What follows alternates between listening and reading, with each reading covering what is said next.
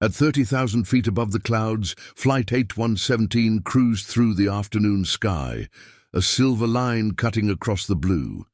Inside the cabin, passengers were relaxed, some asleep, some watching movies, some sipping coffee, unaware that their lives were about to change forever. In the cockpit, Captain Richard Hale glanced at the instruments for the 100th time.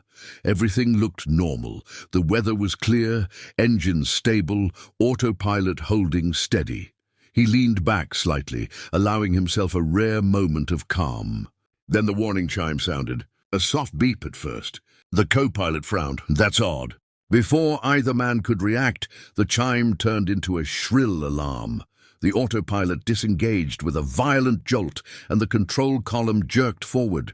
"What the captain muttered, grabbing the yoke. The plane dipped. In the next second, the co-pilot stiffened, his hand slipping off the throttle. His head fell forward, striking the panel. "Mark!" the captain shouted.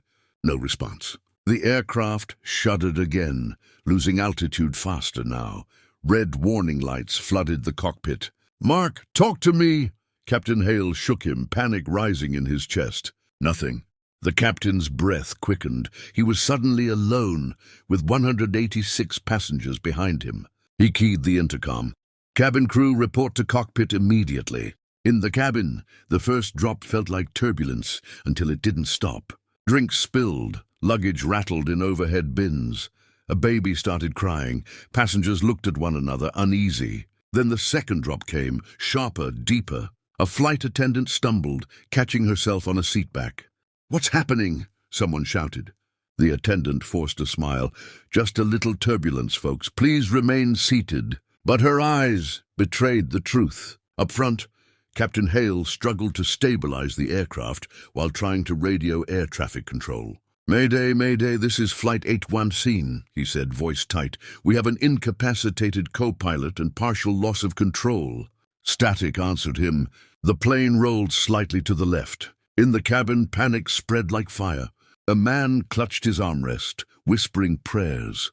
A woman pressed her forehead to the window, eyes wide as the clouds tilted sideways. Another passenger stood up, yelling for answers. The flight attendants rushed to calm them, but they were afraid too. Finally, the lead attendant reached the cockpit. "Captain, what do you need?" Captain Hale didn't look at her. Sweat ran down his temple. "I need help. I need someone, anyone, who knows how to fly." Her heart sank. She turned and ran back into the cabin, grabbing the intercom. Her voice echoed through the aircraft. "Attention, everyone. This is very important. If there is anyone on board who can fly an aircraft, please identify yourself now." The cabin fell silent. People looked around, hoping someone else would stand. No one did.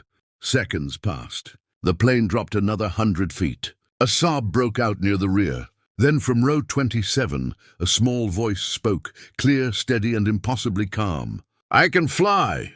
The attendant froze.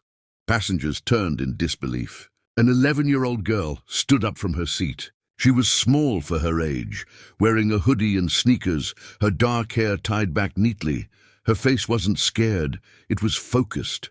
People laughed nervously. "This isn't funny," someone said. The attendant hurried over. "Sweetheart, please sit down." The girl shook her head. "My call sign is Falcon," she said quietly, "and I can fly." The attendant knelt to her level. "Honey, this is a real emergency." Falcon nodded. "I know." Her mother grabbed her arm. "Emma, stop it." Falcon gently pulled away. "Mom, listen to me." She turned back to the attendant. "My mom was Air Force. She trained fighter pilots. I grew up in simulators. I've logged hundreds of hours." The attendant swallowed. "You're 11. Falcon's eyes didn't waver. "And the plane is falling." Another violent shake rocked the cabin. Screams erupted. The attendant made a decision she would replay for the rest of her life. "Come with me." As Falcon walked toward the cockpit, whispers followed her. "This is insane. We're trusting a child. We're dead." Inside the cockpit, Captain Hale looked up as the door opened. "What now?" he snapped. The attendant stepped aside. "There's someone who says she can fly." The captain turned and stared. His mouth fell open. "This is a joke." Falcon met his eyes. "Sir, with respect, you're overcorrecting. Your pitch is unstable." The captain froze. "How would you—" Your vertical speed indicator is oscillating, she said calmly. You're fighting the aircraft instead of letting it fly. Another alarm sounded. The captain's hands were shaking now. Falcon took a breath. Let me help, or we don't make it. Silence filled the cockpit, broken only by alarms and rushing wind. Captain Hale looked at the unconscious co-pilot, then at the instruments, then at the girl. Years of training told him this was impossible. Reality told him he had no choice. He swallowed hard. Get her a seat, he said. Falcon climbed into the co-pilot's chair as the plane continued its uneasy descent. The moment Falcon settled into the co-pilot's seat, the aircraft shuddered again. The altimeter needle slipped downward, slow but steady, like a countdown no one wanted to watch. Captain Hale tightened his grip on the yoke. Don't touch anything yet, he said, trying to sound in control. Falcon nodded. She wasn't offended, she was listening. Trim is off, she said quietly. Your nose heavy. The captain glanced at the panel. She was right. How do you know that? He asked. Falcon reached for the trim wheel and stopped an inch away. May I? He hesitated, then nodded. She adjusted it gently. The vibration eased, the nose stabilized.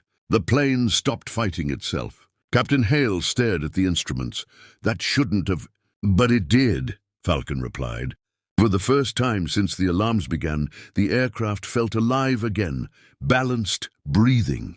The captain exhaled. All right, you talk. I'll fly. Falcon's eyes scanned the cockpit, moving faster than her small hands. You lost autopilot because the pitch oscillation exceeded limits. Let's fly manual until we're stable. Another voice cut in through the radio.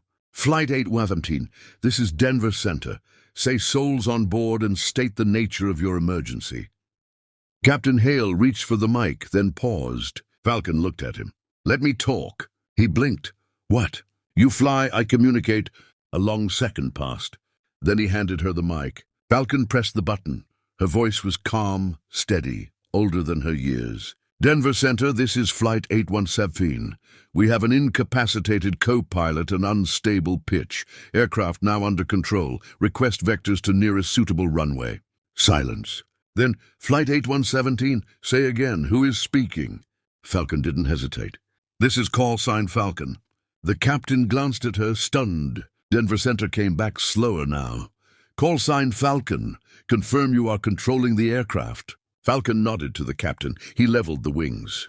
Affirmative, she said. Captain Hale is flying. I'm assisting. A pause. Controllers were trained for chaos, but not this. Flight 817, turn heading 210.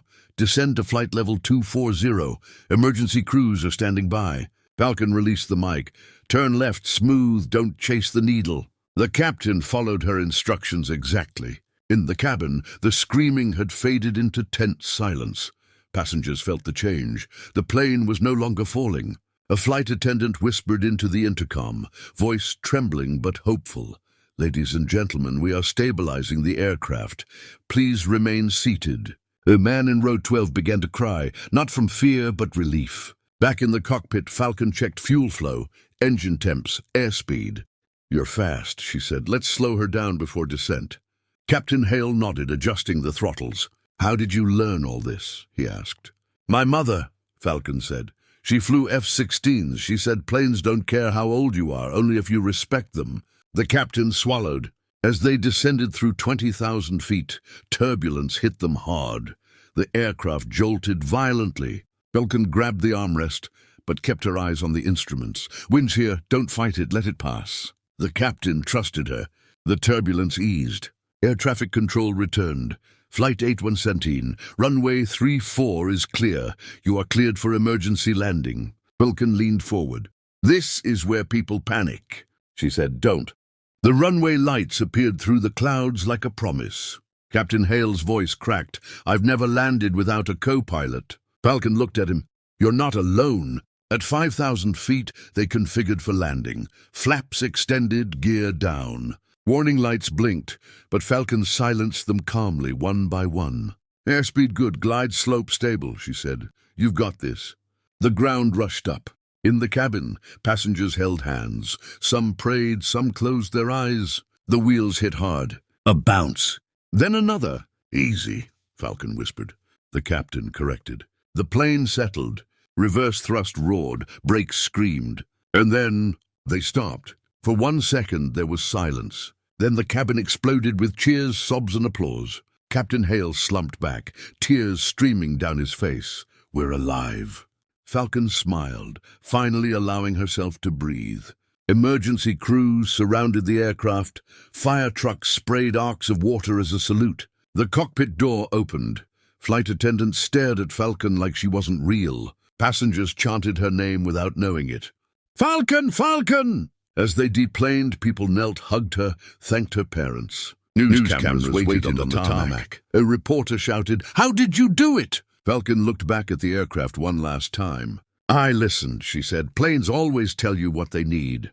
Captain Hale stood beside her, placing his jacket over her shoulders. "You saved 186 lives today," he said. Falcon shook her head. "We did." Later that night, as the story spread across the world, headlines called her a miracle, a prodigy, a hero. But Falcon fell asleep on her mother's shoulder before the interviews ended, because at the end of the day, she was still just an 11-year-old girl who answered the sky when it called.